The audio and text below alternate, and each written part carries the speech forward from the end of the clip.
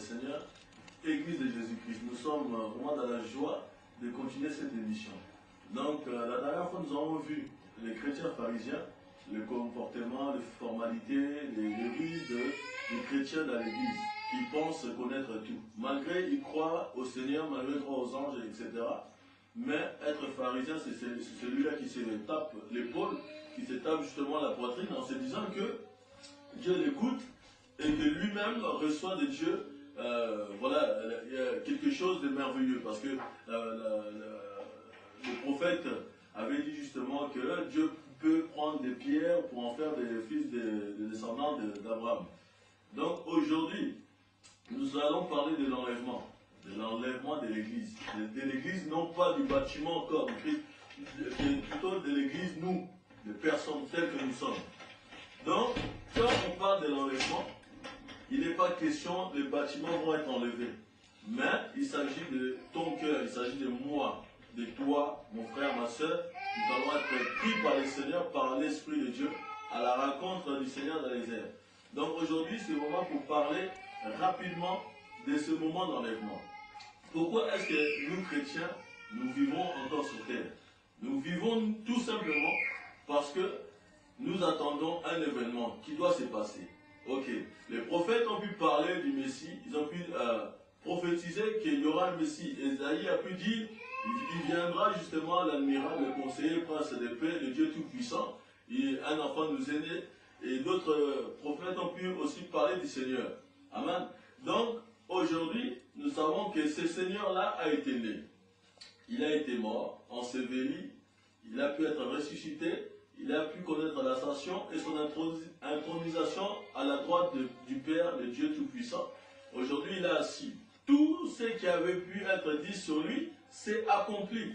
Donc aujourd'hui, la seule chose que toi, chrétien, moi et toi, parce que quand j'exhorte les chrétiens, je m'exhorte aussi moi-même. Donc c'est pour dire que tout ce que nous savons de Jésus, qu'il a été né, qu'il a été mort, et il est assis, quelqu'un qui est assis, il est dans la position du tout-puissant d'autorité. La Bible déclare dans l'Apocalypse, le salut de notre Dieu, le règne de notre Dieu, la puissance de notre Dieu est arrivée. C'est dans l'Apocalypse chapitre 12. Ainsi que l'autorité de son Christ. Donc l'autorité de son Christ doit être donnée, il est dans une position de puissance et de souveraineté. Et maintenant nous attendons son retour. Amen.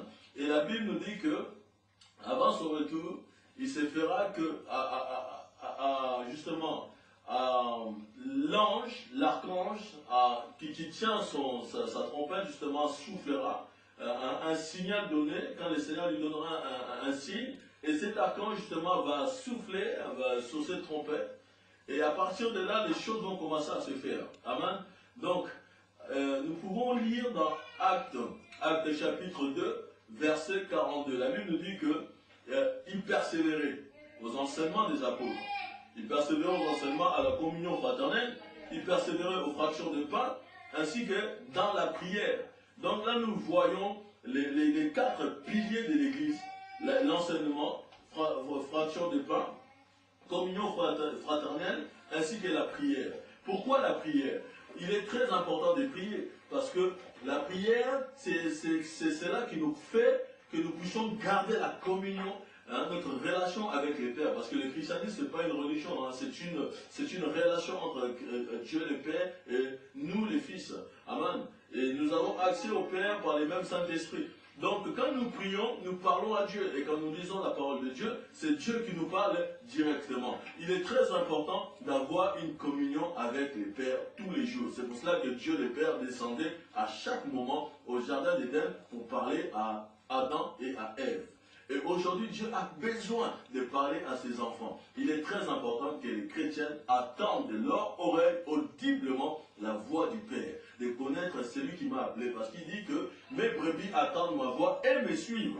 Et aujourd'hui, chrétien, si tu es converti, si tu as donné ta vie à Jésus, si tu n'as pas encore attendu la voix de Dieu, ne t'en fais pas. Mais cela doit être ton désir d'attendre la voix de ton Créateur, celui qui t'a créé, car tu es la créature du Dieu Tout-Puissant. Amen. Et Dieu désire te communiquer ses pensées. Dieu désire te communiquer ses desseins. Et ce qu'il prépare pour le futur, pour la ville, pour la famille, etc. Parce que la Bible déclare que Dieu ne fait jamais rien sans avoir averti, sans avoir partagé ces révélations et ces desseins et ces pensées à ses prophètes ainsi qu'à ses serviteurs. Alléluia. Donc aujourd'hui, pourquoi encore la prière? La prière nous prépare dans ces temps mauvais. La Bible déclare que la fin de toute chose est proche. Soyons sobres et sages pour vaguer à la prière. Pierre et Jean montaient à l'heure de la prière. Donc la prière, c'est ça qui va nous influencer à monter d'étape en étape, de dimension en dimension. La prière, c'est quand tu fermes la porte derrière toi et tu ne regardes plus l'heure, tu ne regardes plus au temps, tu rentres dans l'éternité. Parce que c'est là où tu vas recevoir du Père les révélations. C'est là où la Shekinah de Dieu va descendre sur toi. C'est là où l'onction, l'huile fraîche va venir te ranimer. Il va toucher ton esprit, ton âme et ta conscience, tes actes et ton comportement, tes pensées, tes paroles seront plus la même par la prière. La prière nous édifie. La prière nous affermit. La prière nous fait approcher et nous fait voir la gloire et la face de Dieu. Le Seigneur dit dans la parole, la Bible déclare que Moïse a pu connaître les voies de Dieu, Israël a pu connaître l'œuvre de Dieu. Il est très important. Nous rappelons-nous que quand Moïse est monté à la montagne, il est descendu, la gloire de Dieu était sur son visage. Et le Seigneur lui-même, il montait à chaque moment qu'il faisait des guérisons. Il opérait, les produits se faisaient, les signes se faisaient, il remontait à la montagne. Donc c'est très important de monter à la montagne de Dieu. C'est là où Élie était assis au sommet de la montagne, et quand le roi envoyait des soldats, de 5000 hommes, pour venir lui dire que le roi te demande descendre. Et il disait, si je suis un prophète de l'Éternel, que le feu descende. Et le feu descendait et consumait. Parce que c'était un homme où il se tenait toujours dans la présence de Dieu. C'est vrai qu'à un moment donné, il y a eu un tremblement, il y a eu autre chose. Mais la Bible nous dit un murmure doux. Donc il est très important d'attendre ce murmure doux. C'est la voix de l'Esprit de Dieu. C'est la voix de notre Père. Il a besoin de nous communiquer. Alléluia. Donc l'enseignement, c'est ça qui va nous permettre de connaître Jésus. L'enseignement, ce n'est pas un moment d'adoration, c'est un moment d'apprendre. Là où on apprend et on comprend qui est Jésus. Et on continue de s'approfondir dans la parole de Dieu dans nos maisons. Et c'est vrai que Osée 4, verset 6 déclare que mon peuple périt par manque de connaissance. Donc si je ne vais pas l'enseignement, il va me manquer aussi la connaissance. Il est très important. Un exemple, regardez. Un exemple, un sportif, quand il va s'entraîner, par exemple, un boxeur professionnel, s'il sait qu'il y a un championnat, un combat qui va se passer bientôt, il va se préparer dans l'entraînement pour être prêt ce jour-là et pour pouvoir remporter justement cette ceinture de champion du monde. Et il est très important dans nos maisons de continuer à lire la parole de Dieu comme les chrétiens de Béret. Les chrétiens de Béret, la Bible nous dit qu'ils avaient l'habitude de revoir ce qui leur avait été dit dans l'église. Alléluia. Donc aujourd'hui, église comme toi et moi, nous sommes l'église de Jésus-Christ et le Christ, l'époux parfait, viendra prendre l'époux. Donc préparons-nous.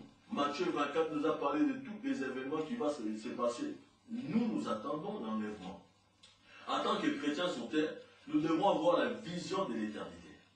Tant que nous avons la vision de l'éternité, nous allons avoir un comportement différent, des pensées différentes, des actes différents, les paroles différentes. Et nous n'allons plus nous comporter comme les gens du dehors. La Bible nous dit qu'on doit sortir dans des endroits où il n'y a pas la parole, où il n'y a pas l'esprit. Amen. Le Seigneur nous dit, sortez du milieu d'elle. Et la Bible nous dit que si nous avons la pensée de l'éternité, la pensée de l'enlèvement, nous devrons avoir ce que Dieu nous a dit. Regardez un peu dans Matthieu 6, la Bible nous dit au verset 33, voilà, la Bible nous dit que je recherchais premièrement le royaume de Dieu. Donc si je recherche d'abord les bienfaits du royaume, et toutes ces choses me seront données par-dessus tout. Donc premièrement, c'est la pensée de l'éternité que je dois avoir. Donc c'est la pensée de l'enlèvement. Qu'un jour, je serai enlevé. Un jour, l'Esprit de Dieu viendra me prendre. Il y a eu beaucoup de prophètes, des hommes de Dieu à qui je partage justement la parole, ou par Skype ou par téléphone. Beaucoup reçoivent dans ce temps de la fin des visions claires sur l'enlèvement. Moi, j'en avais reçu il y a 2 ans de ça. Cette vision où les arbres étaient en train de s'arracher, où les voitures étaient en train d'être renversées, où les gens sortaient du plafond, tu vois les esprits sortir dans la vie, il y avait un feu, donc le Seigneur est en train de donner des avertissements. La Bible déclare dans Job 33, 14 à 17, que quand nous sommes endormis, Dieu nous donne des avertissements par des songes et des visions nocturnes. Donc il est très important, en tant qu'enfant de Dieu, de recevoir des choses du royaume, parce que nous sommes là des passagers, nous sommes des voyageurs sur terre. Notre but, ce n'est pas ici, ça ne s'arrête pas ici, c'est là-haut. Amen. Nous savons que Jésus reviendra. Et nous devons notre comportement doit être digne du Seigneur. Parce que je ne dois pas faire ceci, je ne dois pas faire cela, parce que certaines choses peuvent me bloquer la porte du ciel. Je peux aller dans une bonne église, mais ce n'est pas l'église là qui va faire que le ciel s'ouvre pour moi, non.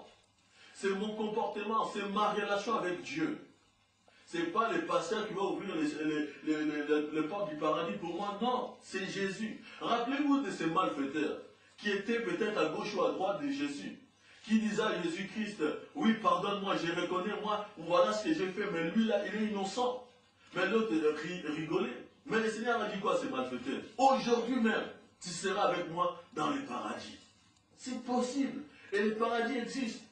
Aujourd'hui, ça veut dire que sur terre, tu dois penser qu'il y a la bénédiction et la malédiction. Il y a la vie et la mort. C'est sur terre que tu dois choisir. C'est sur terre que tu dois prendre la décision. Le purgatoire n'existe pas. Seconde chance n'existe pas. Rattrapage n'existe pas. La Bible déclare que l'homme, il est donné à l'homme de mourir qu'une seule fois. Après vient le jugement. Ça se fait sur terre. Rappelez-vous, dans Luc chapitre 16, versets 19 à 31, la Bible est claire là-dessus. Il y avait l'homme riche et il y avait Lazare. Cet homme se réjouissait. Il n'avait pas la pensée de l'éternité. Il avait la pensée d'être bourgeois, d'avoir ses biens, de manger, de dormir, de travailler, et de se réjouir de sa richesse. Et cet homme, Lazare, qui mangeait les miettes sur sa table. Mais quand ils sont morts, la Bible est claire. Les anges sont venus prendre Lazare, les pauvres, et les riches. On ne dit pas que les démons sont venus, mais je ne pense pas que ce soit les anges qui sont venus prendre cet homme. Et Abraham lui dira que toi, tu as eu tes biens, tu t'es réjoui ici. Mais lui, aujourd'hui, sera récompensé au sein d'Abraham. Il y avait une séparation qui se faisait. L'homme riche ne pouvait pas aller là-bas, là où il y avait Lazare. Il disait, il avait soif. Maintenant, on fait quelque chose pour que je puisse au moins boire. Je souffre ici. Et beaucoup souffrent. Il dit, mais fais quelque chose. Envoie à mes frères, à ma famille, quelqu'un qui puisse leur dire, là où je suis, qu'ils ne viennent pas. Parce que c'est l'heure que tu vis, la vie que tu mènes sur terre. Tu ne sais pas. Tu connais la date de ta naissance. Mais tu ne connais pas le jour où tu partiras. Le jour où Dieu t'appellera à passer dans ses bras. C'est pendant que tu vis sur terre, la grâce est là. Le ciel est encore ouvert. Quand la grâce ne sera plus là, c'est différent. Mais là, actuellement, il y a la repentance. Il y a le pardon. Il y a l'amour. Il y a les supportez-vous les uns les autres. Supportez-vous les uns les autres. Tout ça, c'est dans l'amour. Alléluia. Donc cet homme qui n'avait pas la pensée d'éternité, qui n'avait pas vu, il ne savait pas ce qu'il y aura avant. Et cet homme est parti au sein d'Abraham. Il s'est réjouissé. Il était consolé. Le sein d'Abraham, c'est le paradis.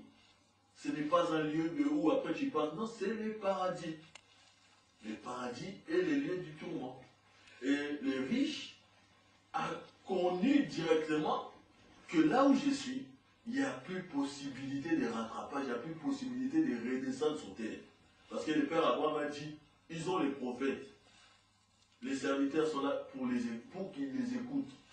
Dieu ne va pas descendre pour faire quoi que ce soit. Dieu utilise les hommes. Dieu passe au travers de ses serviteurs. Voilà pourquoi il dit, il y a les prophètes, il y a les serviteurs, qui les écoutent. Parce qu'aujourd'hui, c'est devenu une tradition, une chose normale à certains chrétiens d'abandonner les assemblées. Donc, quand il abandonne l'assemblée, il dit que, oh non, moi, c'est l'esprit, moi j'ai la Bible, ça me suffit. Non, tu as besoin de te retrouver dans l'assemblée des saints pour le partage des pains, pour la communion fraternelle. C'est là où Dieu envoie sa bénédiction. La Bible est claire sur le psaume 33, au verset 1 jusqu'à 3. Et la Bible déclare qu'il est doux pour les frères et sœurs de demeurer ensemble. C'est là où la bénédiction descend. C'est là où l'huile fraîche descend sur la barbe d'Aaron. L'huile de l'Aaron ne coule que quand nous sommes unis dans la prière. Là où 2 ou 3 sont unis dans la prière. C'est vrai que nous avons notre propre relation avec le Seigneur. Mais le Seigneur dit aussi dans sa parole, là où 2 ou 3. Donc nous sommes unis dans la communion fraternelle. Il est très important que j'aille louer le Seigneur avec mes frères et sœurs. Que j'aille prier avec mes frères et sœurs. À un moment donné, dans la parole de Dieu, dans Actes, chapitre 4, au verset 24. Et la Bible déclare que quand l'Église était persécutée, quand il y a eu la persécution, toute l'Église s'est réunie en prière. Ils ont commencé à invoquer Dieu. Il y a eu un tremblement qui s'est fait directement. Parce que la puissance qui est là commune, hein, il y a l'onction corporelle. Il y a une onction spéciale pour l'Église quand nous sommes tous unis. Il y a aussi une onction personnelle particulière que Dieu donne à chacun. Mais il est très important de se retrouver. C'est une force. Il y a des proverbes dans le monde, il dit que dans le monde où on répète souvent, hein, l'union fait la force. L'union fait la force. Mais quand on est divisé, on n'est pas fort. Quand le diable lui-même est divisé, il n'est pas fort. Où est-ce que le diable va se diviser? Non. Jamais. Il est comme ça. Il sait qu'il faut qu'ils soient réunis. Vous savez, les agents du diable, ils sont tellement unis entre eux. Quand ils prennent des décisions, mais nous, enfants de Dieu, qui avons la vraie puissance, la vraie amour, hein, mais nous ne voulons pas nous unir.